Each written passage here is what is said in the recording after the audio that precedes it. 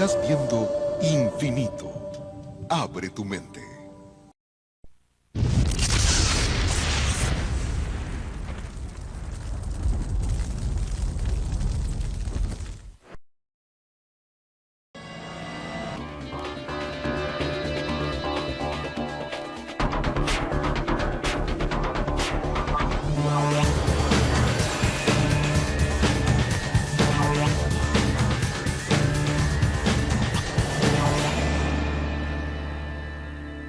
Mundo de misterios.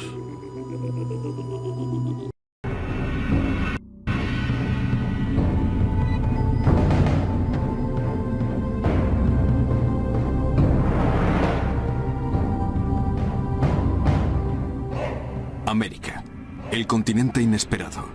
La única masa continua de tierra que se extiende prácticamente desde el Ártico hasta la Antártida. Una formidable barrera desconocida para los europeos hasta hace tan solo 500 años.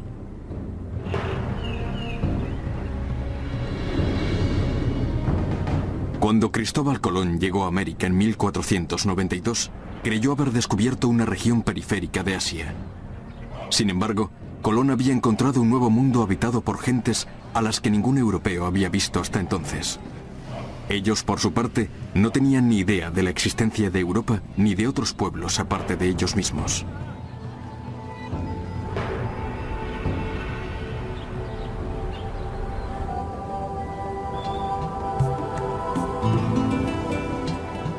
El principal motivo, aunque no el único, que impulsó a los españoles a venir a América era su legendaria riqueza en oro, plata, piedras preciosas y otros tesoros. Habían oído asombrosas historias que hablaban de riquezas inimaginables. El dorado, el hombre de oro, pepitas de oro del tamaño de un huevo y grandes cantidades de plata y joyas. La riqueza de América no era ninguna fantasía, tal y como observó el cronista Pedro Cieza de León en el Curicuncha, el recinto dorado de Cuzco, la capital del Imperio Inca. Había un jardín en el que los terrones de tierra eran trozos de oro fino y estaba sembrado de plantas artificiales de maíz cuyos tallos y mazorcas eran de oro.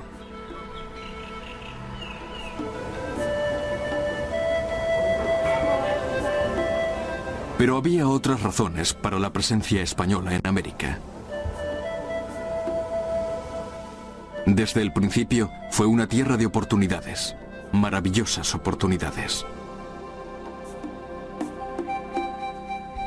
La mayoría de los españoles procedía de la pobre y estéril región de Extremadura, al oeste de España. En América podían conseguir enormes fincas, darse a conocer y quizá obtener títulos nobiliarios.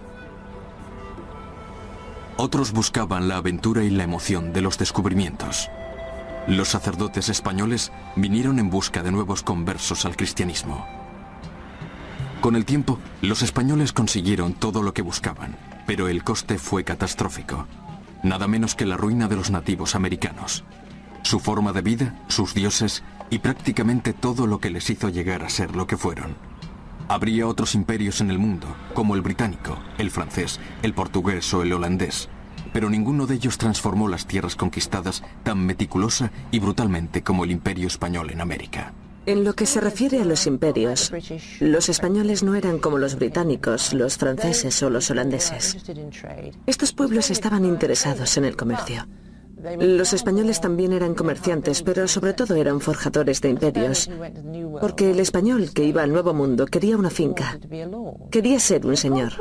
La conquista fue un éxito porque tenían buenas armas, tenían caballos y conocían las tácticas militares. Los indios no estaban preparados para ese tipo de guerra, no estaban familiarizados con el tipo de guerra al que estaban habituados los españoles. Los antiguos mexicanos eran utilizados para las conquistas y para encontrar gentes a las que sacrificar a sus dioses, pero no eran utilizados para matar gente por el simple hecho de matar. Tenían dos ideas diferentes y opuestas sobre lo que era la guerra. Cuando Colón llega a América, aparece el Nuevo Mundo, que en cierto modo es un viejo mundo. Un mundo en el que habían aparecido y desaparecido muchas civilizaciones importantes, y las grandes civilizaciones inca y azteca ofrecían nuevas oportunidades. Era dinero fácil, se aprovechaban del oro y la plata que estos pueblos habían extraído y purificado, y eso se convirtió en parte de la motivación que les impulsó a seguir con sus conquistas y su expansión. Cuando llegaron Colón y los españoles, América llevaba 20.000 años habitada. Los primeros americanos eran inmigrantes que cruzaron la lengua de tierra que por aquel entonces cubría el estrecho de Bering. Cuando Colón llegó a América, existían dos grandes imperios en las tierras que muy pronto serían conocidas como el Nuevo Mundo. Los aztecas o mexica dominaban México entre las costas del Atlántico y el Pacífico. Los incas ocupaban la tierra de los 4 cuarteles.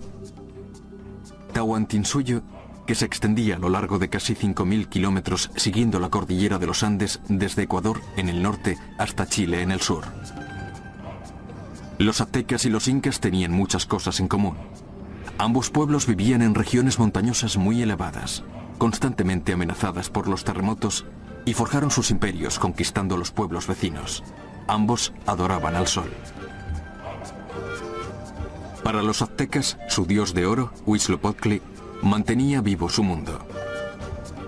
Para los incas, Inti, el dios del sol, y su hijo, el Sapa Inca o Señor Supremo, eran dueños de todas las cosas y todos los habitantes de la tierra. Pero había dos diferencias, la más importante de las cuales era la forma en que los aztecas y los incas se gobernaban y cómo esa forma de gobierno marcaba la pauta en sus sociedades.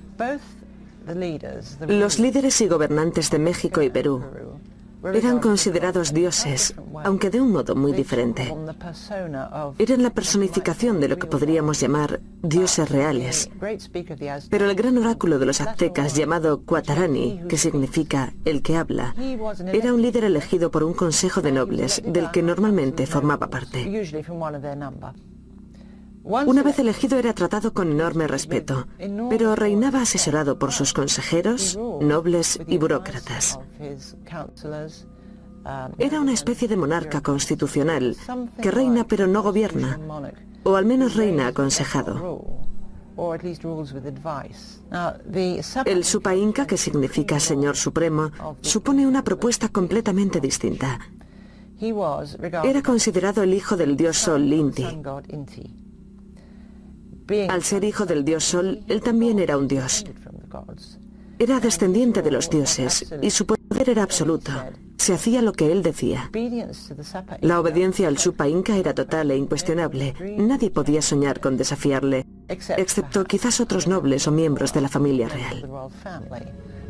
Estas dos formas de gobierno tan distintas, la azteca y la inca, dieron como resultado dos sociedades muy diferentes.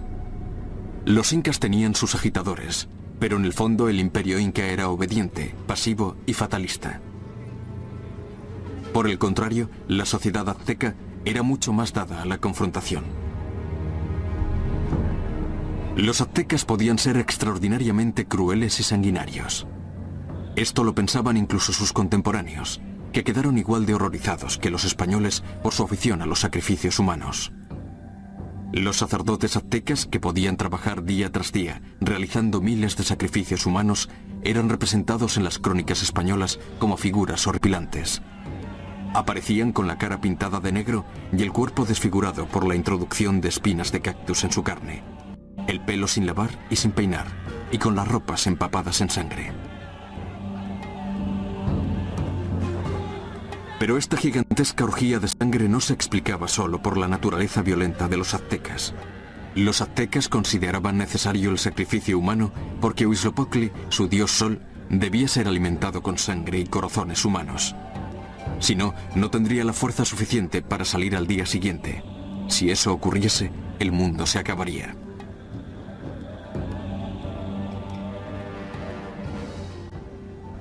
Detrás de nosotros tenemos el gran templo de los aztecas.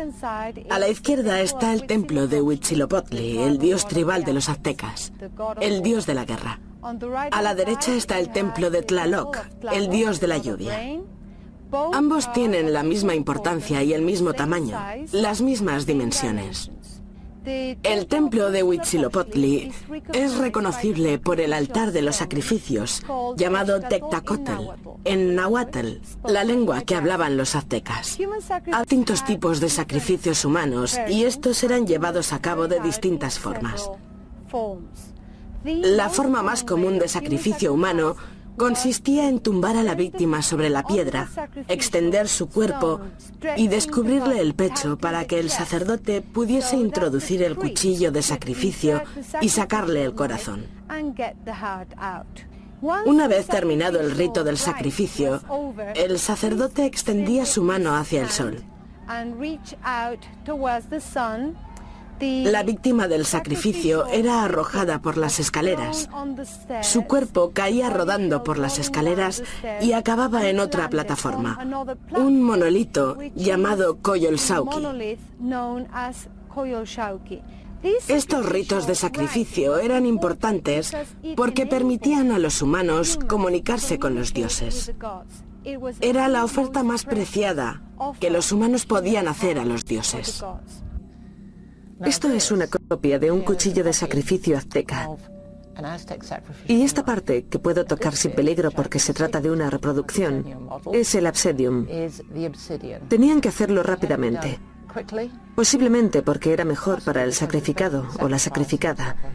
Y posiblemente también porque debían hacer el mayor número de sacrificios posible y ofrecer todos los corazones que pudieran antes de que el sol se pusiese para asegurarse de que éste saldría a la mañana siguiente. Se usaba así, hacia abajo.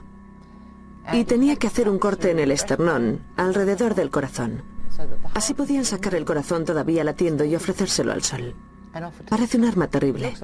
Para nosotros lo es, pero para los aztecas era un arma sagrada, incluso para los sacrificados. Para los sacrificados era un honor y se convertían en dioses.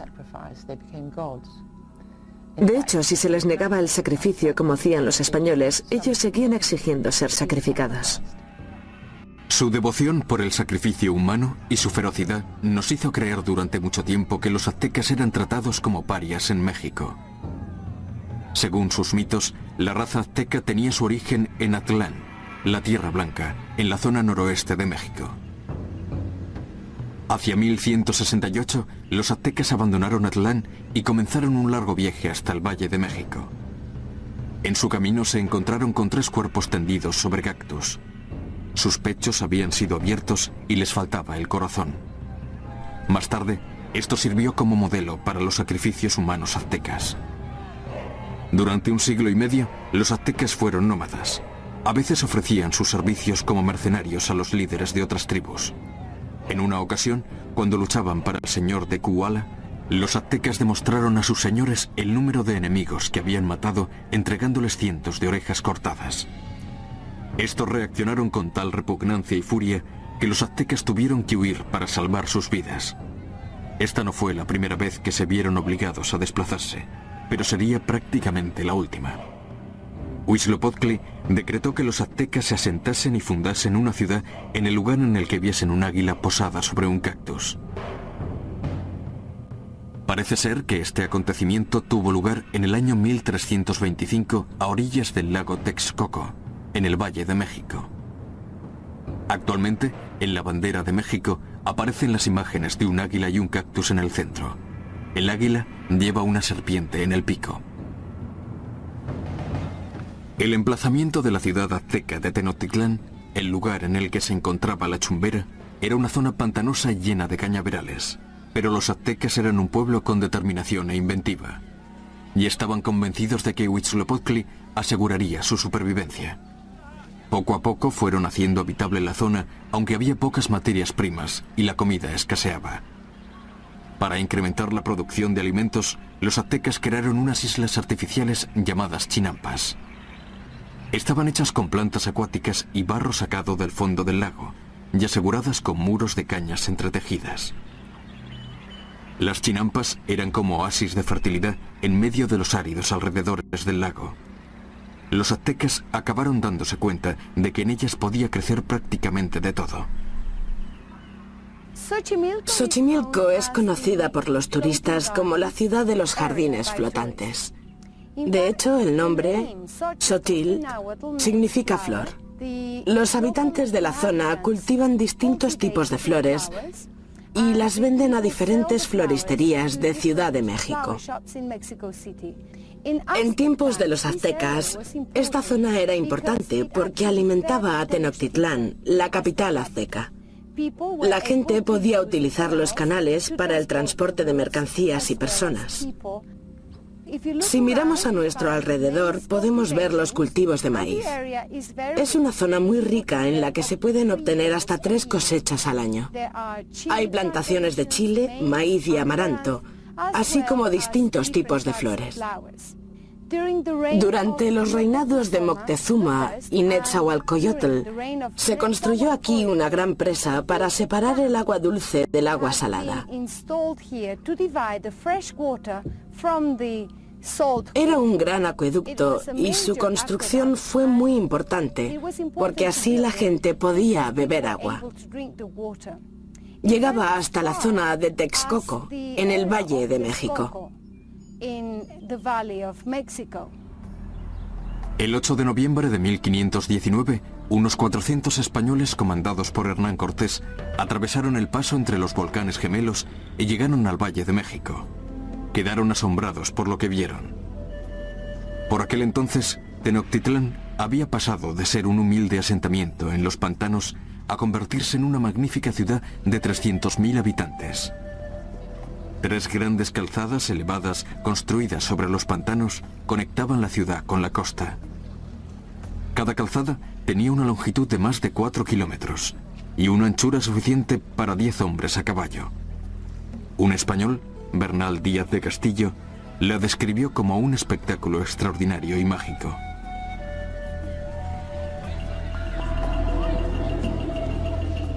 Cuando vimos todas aquellas ciudades y pueblos construidos sobre el agua y otras grandes ciudades sobre tierra firme, y aquella carretera recta y nivelada que conducía a México, quedamos asombrados. Estas grandes ciudades y pirámides tenían edificios que surgían del agua. Todos estaban construidos en piedra y parecían una visión encantada. De hecho, algunos de nuestros soldados nos preguntaban si no se trataba de un sueño. Bernal, cuya conquista de Nueva España fue publicada hacia 1562, fue el primero de muchos observadores y cronistas españoles. Describían con gran detalle la forma de vida de los aztecas, sus creencias, sus costumbres y tradiciones, sus mitos y sus supersticiones, la forma en que practicaban la medicina y astronomía y sus enormes mercados, en los que se podía obtener comida, hierbas, medicinas, madera, papel, plumas, conchas y un gran número de otros productos. Los españoles dejaron la descripción más rica y completa de un pueblo antiguo jamás escrita. Tenían una gran curiosidad, sobre todo los sacerdotes. Les interesaba la forma de vida de los aztecas y los incas, sus costumbres y su historia, todo lo que tenía que ver con ellos. Aprendieron sus lenguas en parte para comprenderles y poder convertirlos al cristianismo, pero para nosotros el resultado es una descripción excepcionalmente detallada. De hecho, los aztecas y quizá también los incas son los pueblos antiguos mejor descritos del mundo. Todo ello se debe a los españoles y su intensa curiosidad. No es extraño que esta deslumbrante civilización tan rica y sin embargo tan primitiva, tan disciplinada y tan cruel, sedujese a los españoles y despertase en ellos el deseo de poseerla. Pero en 1519 las consideraciones prácticas eran más importantes. Cortés y sus hombres estaban aislados en lo alto de las montañas de una tierra extraña y sin ninguna posibilidad de recibir ayuda. Si los aztecas les atacasen, podrían matarlos a todos sin que nadie se enterase. Cortés solo tenía una opción. Controlando a su gobernante, el gran oráculo Moctezuma, controlaría a los aztecas. Cortés recibió una ayuda inesperada, la del propio Moctezuma. En México existía una profecía según la cual el dios Quetzalcóatl, la serpiente emplumada, volvería un día para reclamar el imperio azteca. Cortés llegó a México en el momento adecuado.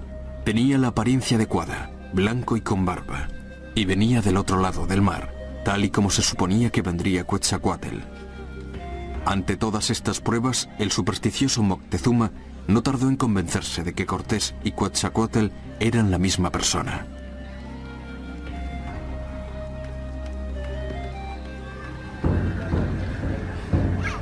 Fue un caso de identificación errónea de consecuencias funestas, pero Cortés lo explotó al máximo.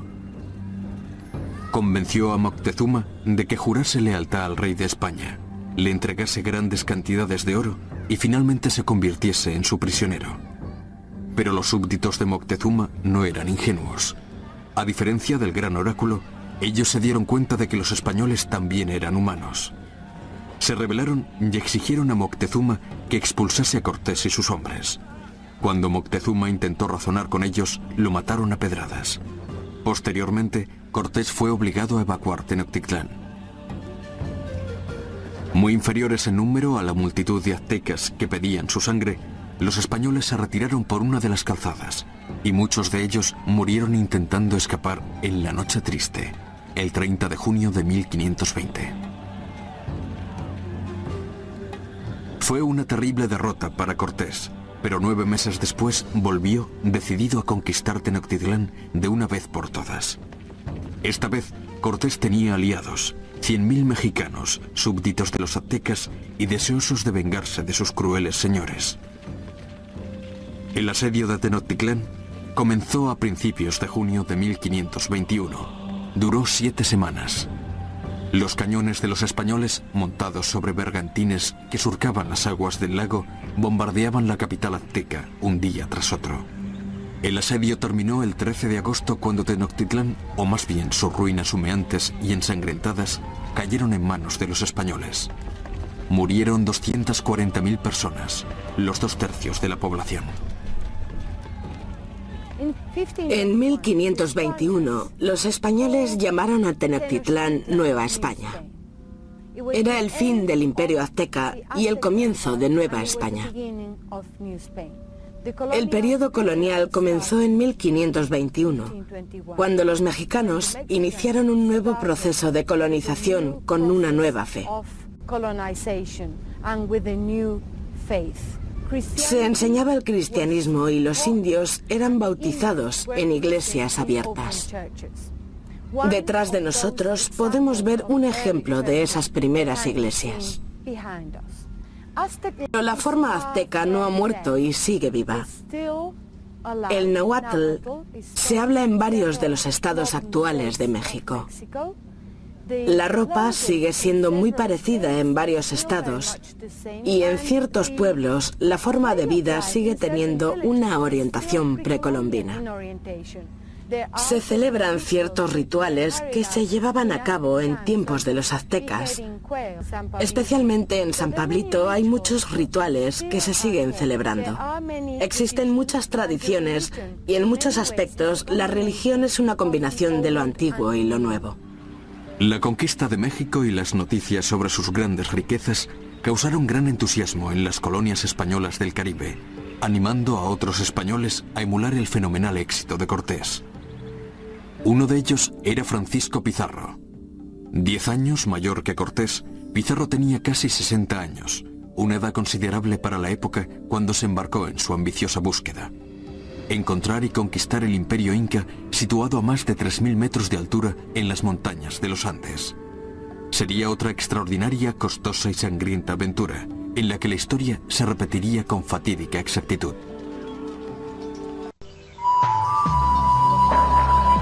Regresaremos en instantes por Infinito.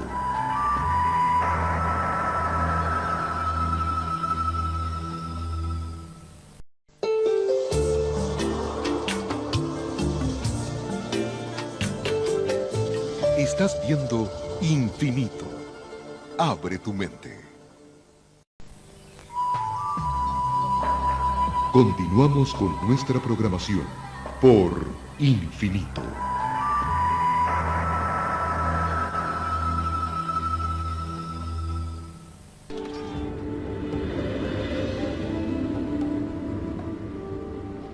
En gran medida, Pizarro se sentía estimulado por lo que había conseguido Cortés. Estaba obsesionado por todas esas historias sobre la posibilidad de llegar a un lugar con un gran estado organizado y apoderarse de él utilizando la tecnología española, el caballo, la espada También existía un conocimiento de la zona basado en las visitas realizadas a la costa de Perú durante el año anterior. Al llegar, su motivación seguía siendo la expectativa de obtener cosas de un estado que ya existía. Durante un viaje a lo largo de la costa oeste de Sudamérica en 1523, el barco de Pizarro se cruzó con una balsa inca que transportaba metales preciosos y tejidos bordados. Pizarro se enteró de que estas mercancías procedían de una civilización andina llamada Virú.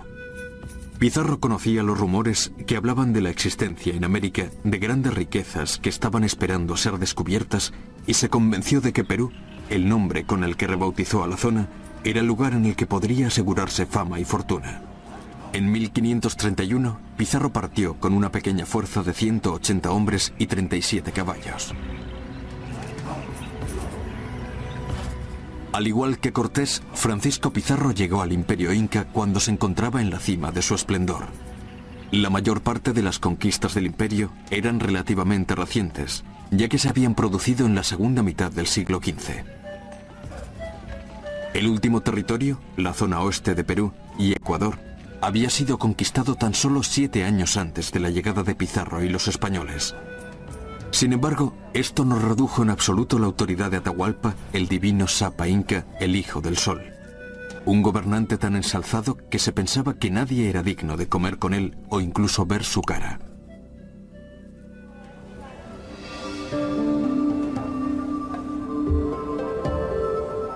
Como Sapa Inca, Atahualpa disfrutaba de todos los privilegios posibles, pero aún así tenía que obedecer las leyes y costumbres de Tahuantinsuyo. Dichas normas establecían que los hijos debían seguir los pasos de su padre y las hijas los de su madre. Exactamente igual que en otra sociedad profundamente tradicional, el México azteca. En Perú, al igual que en México, un hijo cuyo padre era agricultor también se convertía en agricultor.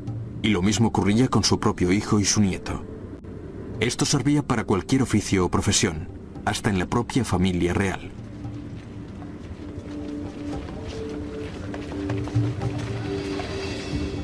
El agricultor inca solo podía aspirar a trabajar en las terrazas construidas en las laderas de las montañas. Esa era la única vida que podía tener. Nacían para esa vida.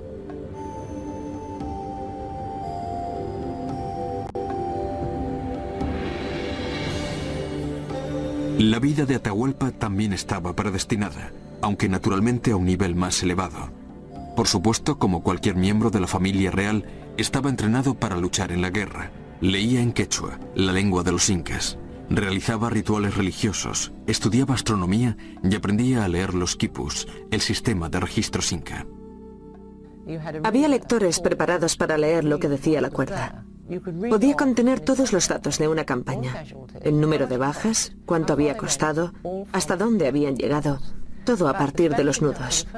Pero las crónicas españolas son las primeras que podemos considerar como tales, ya que incluían descripciones, informes y observaciones. Como príncipe y Sapa Inca, una de las técnicas más importantes para Atahualpa era la astronomía. Los secretos de la astronomía eran revelados únicamente a los príncipes y los nobles, pero su objetivo no era científico. Las observaciones astronómicas eran utilizadas para calcular las fechas de importantes festivales religiosos y también se realizaban observaciones relacionadas con la regulación del calendario y el momento de la plantación de cultivos en las terrazas. En muchos aspectos tenían una visión diferente de la astronomía. No era el interés por la situación exacta de las estrellas o la división del tiempo. A los incas no les interesaban solo las estrellas. También se fijaban en la Vía Láctea y por lo tanto también observaban las zonas oscuras para poder ver formas de animales como llamas y pumas en las nubes negras rodeadas de estrellas. De hecho, consideraban a la Vía Láctea como una continuación del río Urubamba, el río principal que atraviesa el corazón del Imperio Inca, con su ciclo continuo de agua que renueva la vida. La astronomía de los incas y los aztecas tenía un objetivo puramente religioso. Como no estaban sujetos a las restricciones que sufría la Iglesia cristiana en Europa, debido a los decretos papales sobre lo que era o no aceptable en astronomía, Ellos tenían mayores conocimientos e investigaban más que los astrónomos europeos.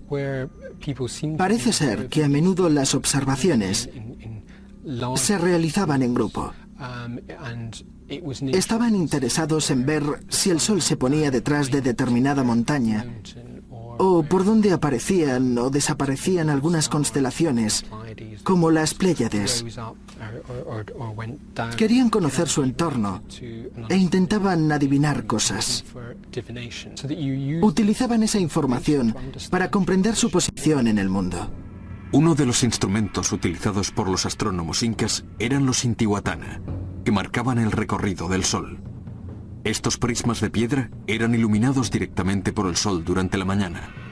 La mayoría de ellos desaparecieron hace mucho tiempo o han sido destruidos, pero uno de los que sobrevivió todavía puede ser visto en la fortaleza de Machu Picchu, a 88 kilómetros al noroeste de Cuzco, la capital inca.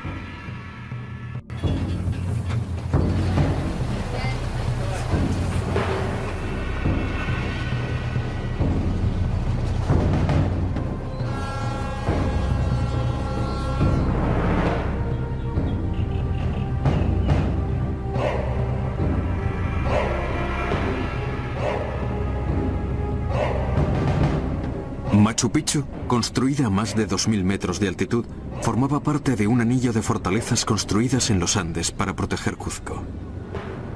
Los españoles sabían de la existencia de Machu Picchu, pero nunca la encontraron.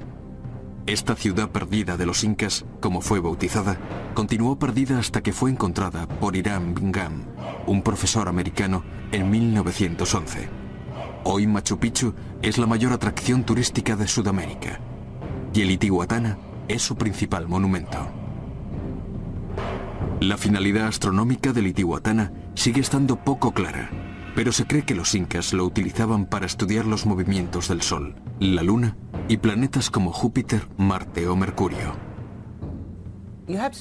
Se pasaban la noche en vela porque tenían que salir muy temprano, antes de que saliese el sol. Si no había niebla podían verlo. El cielo se volvía rosa y naranja. Enfrente del Intihuatana hay una cresta, y el sol se sitúa sobre ella aproximadamente a las 6 de la mañana en diciembre. Entonces están en verano. El sol ilumina directamente el Intihuatana como si fuera un rayo láser. Es un espectáculo mágico a partir del cual los incas y un príncipe como Atahualpa, que había estudiado astronomía, observaban el movimiento del Sol, la Luna y los planetas. Machu Picchu también era un lugar para vivir. Había casas y un templo construido en piedra, así como una ciudadela para defender la ciudad. Al igual que otras estructuras del Imperio Inca, estos edificios tenían muros en los que las piedras estaban marcadas y divididas para que ajustasen exactamente sin necesidad de utilizar mortero. Vivir en Machu Picchu significaba ser completamente autosuficiente. Sus habitantes debían cultivar todos los alimentos que consumían, por lo que se construyeron grandes terrazas con este fin.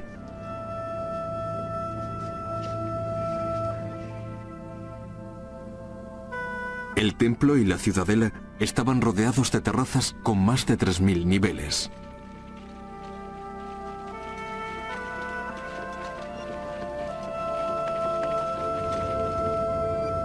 La vida en Machu Picchu y en todo el Imperio Inca era muy dura. Y al igual que todos los pueblos que viven en un entorno tan difícil, los incas tuvieron que resistir para sobrevivir.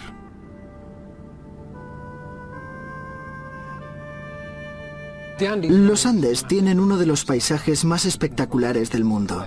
Hay montañas que alcanzan los 6.000 metros, con picos cubiertos de nieve, y la altura va descendiendo hasta llegar a la costa. Además están cerca del Ecuador, por lo que el sol tiene una fuerza extraordinaria, y eso crea grandes diferencias.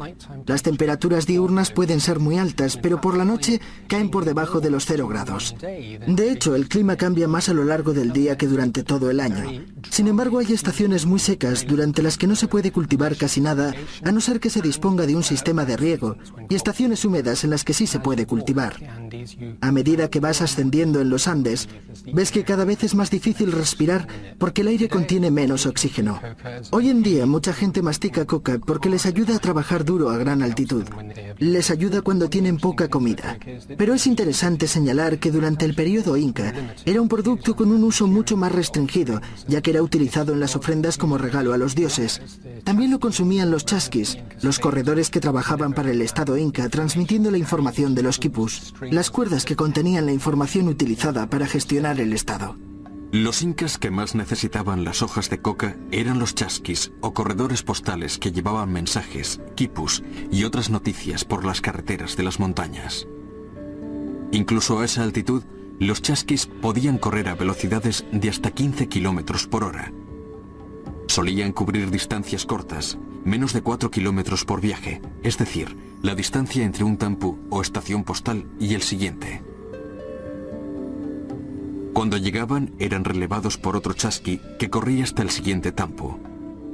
Gracias a este rápido sistema de relevos, un mensaje podía recorrer 400 kilómetros en un solo día y viajar desde Cuzco hasta Quito, separadas por una distancia de más de 2000 kilómetros en 5 días.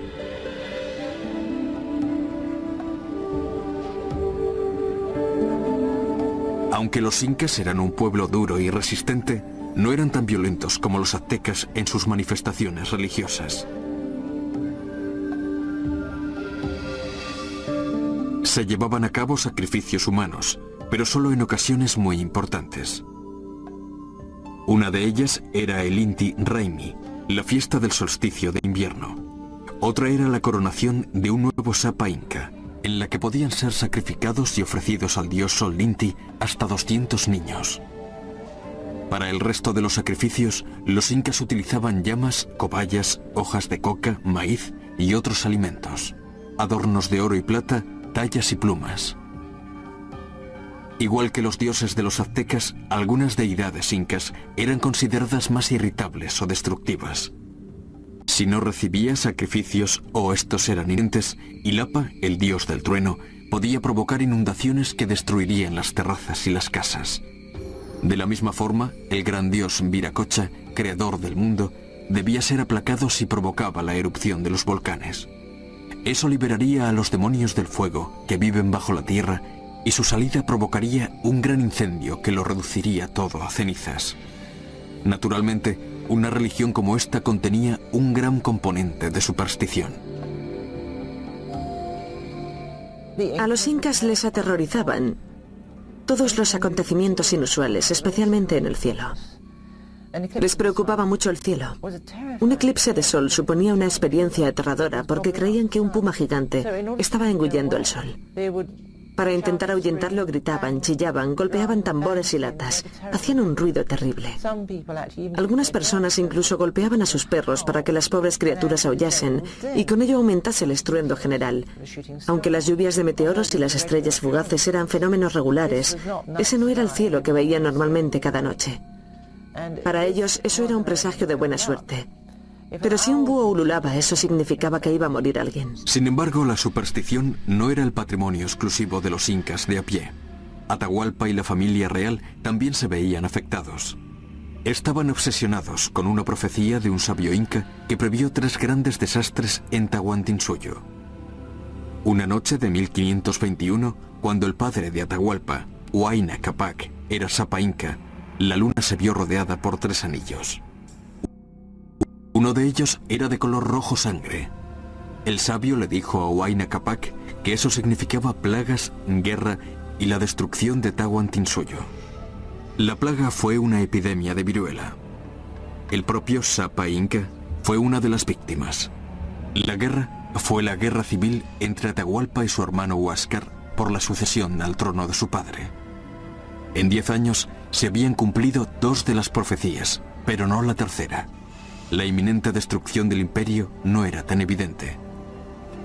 Parece ser que Atahualpa nunca imaginó que Pizarro y su pequeño ejército fueran capaces de eso. Para el orgulloso Sapa Inca, esa era una idea ridícula. Esto se vio confirmado cuando Atahualpa se reunió con Pizarro en la plaza de Cajamarca, el 15 de noviembre de 1532.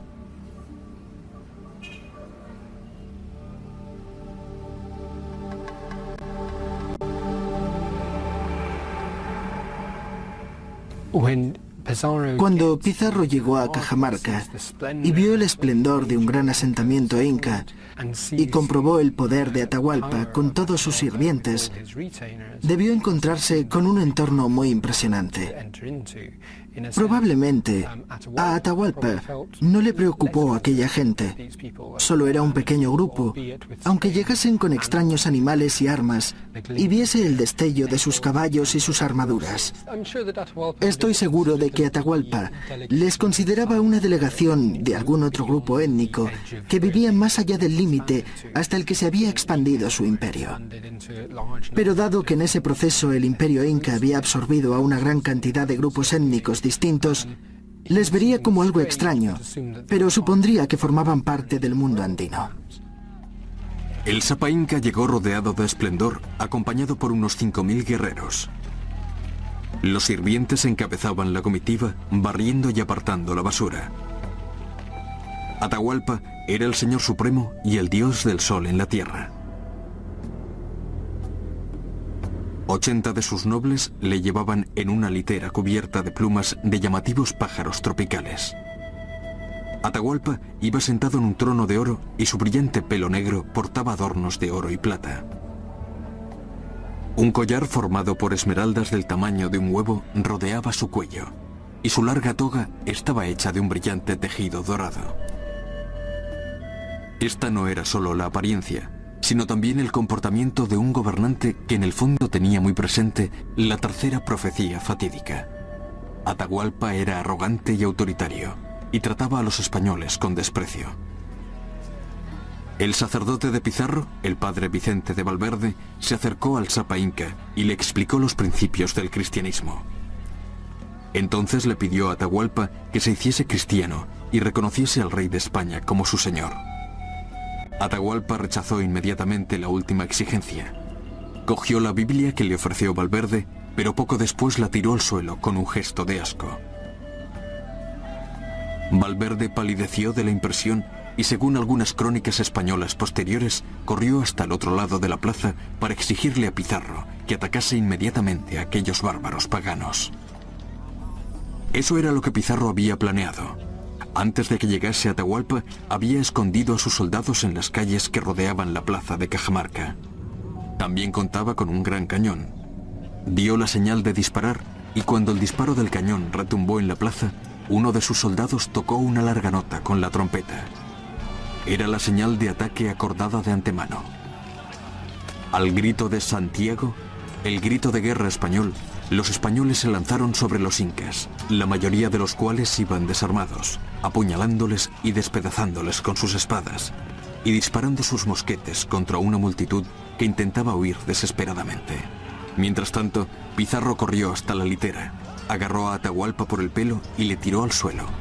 Cuando Atahualpa estaba indefenso, le ataron las manos y fue llevado a empujones entre la aterrorizada multitud hasta una casa cercana.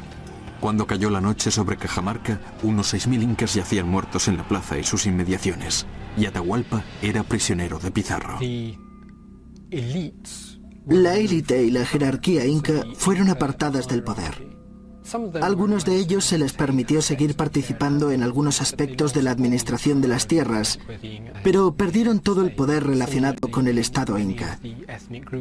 Al igual que ocurrió con muchos de los grupos étnicos que habían sido incorporados al imperio, a los jefes locales se les permitió seguir como representantes y administradores del Estado.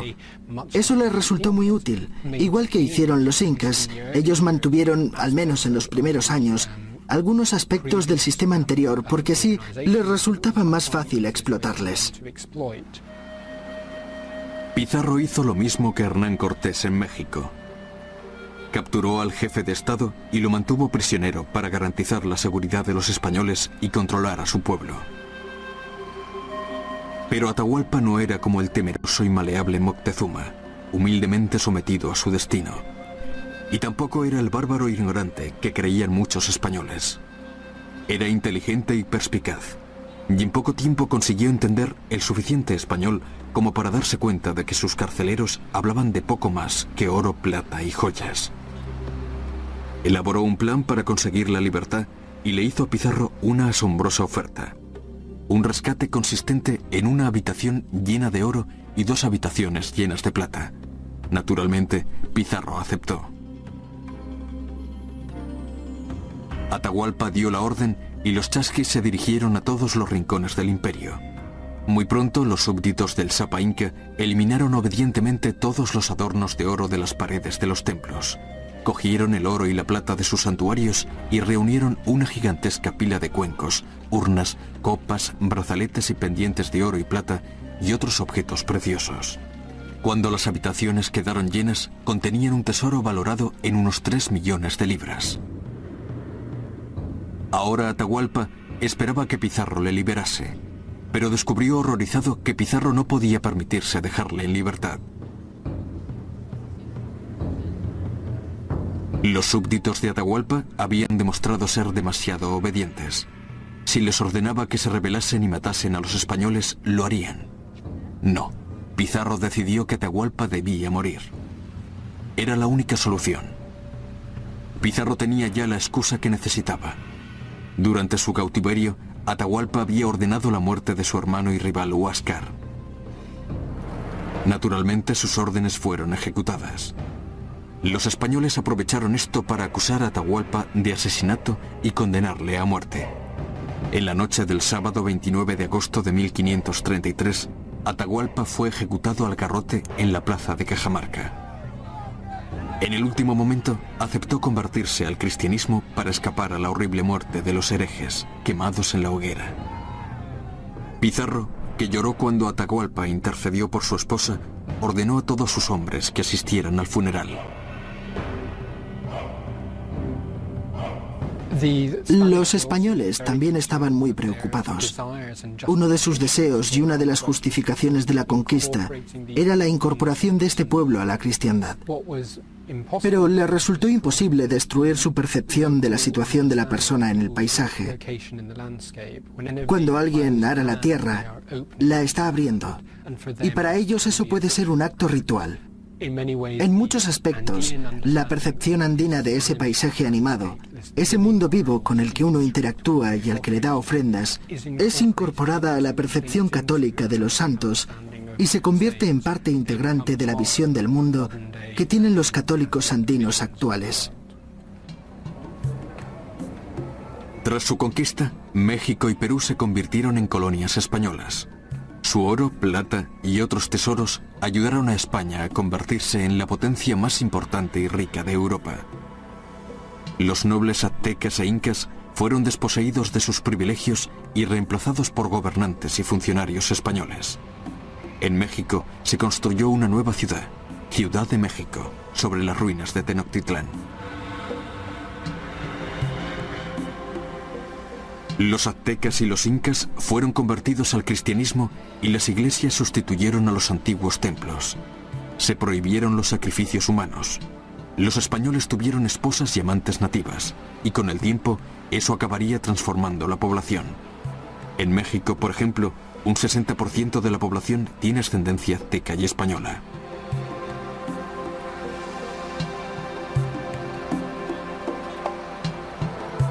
Los aztecas y los incas estaban acostumbrados a una vida bastante relajada, pero bajo la dominación española tendrían que trabajar más duro que nunca en el campo, en las minas y en las fincas de sus nuevos amos. Poco habituados a esos rigores, morían a millares. Otros miles murieron de enfermedades europeas, como la viruela, el tifus y la fiebre tifoidea, frente a las que no tenían ninguna defensa. El náhuatl, la lengua de México, sobrevivió, al igual que el quechua en Perú. La comida, los mercados y el atuendo tradicional también continuaron, pero no son más que vestigios de dos grandes imperios destruidos en su momento de mayor esplendor.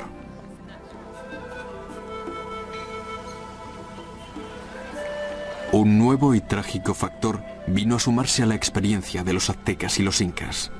Ambos pueblos se enfrentaron a los españoles cuando estos se encontraban en la cúspide de su capacidad militar y vigor imperial. Y los brutales, aunque brillantes conquistadores, fueron absolutamente implacables.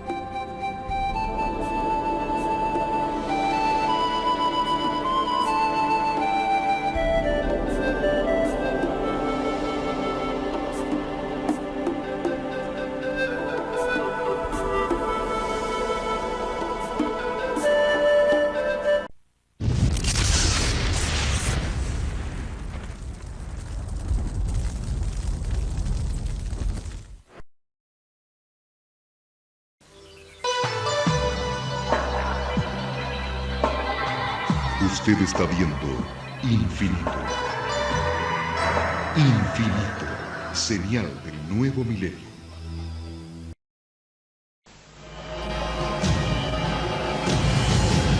Cada minuto, de cada hora, de cada día, ocurren eventos inexplicables.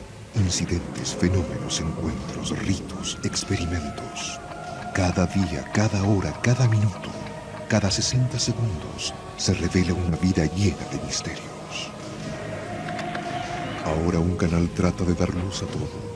Un canal que indaga los misterios del universo. Un canal que se aventura en territorios desconocidos. Un canal que explora las preguntas que definen nuestra existencia. ¿Estamos solos en el universo? ¿Existe la vida después de la muerte? ¿Quién construyó las pirámides? ¿Se puede predecir el futuro? ¿Podemos mover objetos con nuestra mente? ¿Existe el infierno? ¿Se acabará el mundo en el año 2000? ¿Es la historia una gran mentira? Para cada pregunta hay una respuesta, pero ¿hasta dónde estamos dispuestos a llegar para encontrar la verdad? Desde Machu Picchu al Chupacabra, desde los aztecas al zodíaco, desde los extraterrestres a los ángeles. Esto es Infinito, un viaje hacia lo desconocido, una exploración de lo inexplicable. Ningún lugar es muy remoto, ninguna pregunta muy extraña, ningún misterio está fuera de nuestros límites. Escuche lo inesperado, descubra lo oculto, experimente lo desconocido. Infinito, señal del nuevo milenio.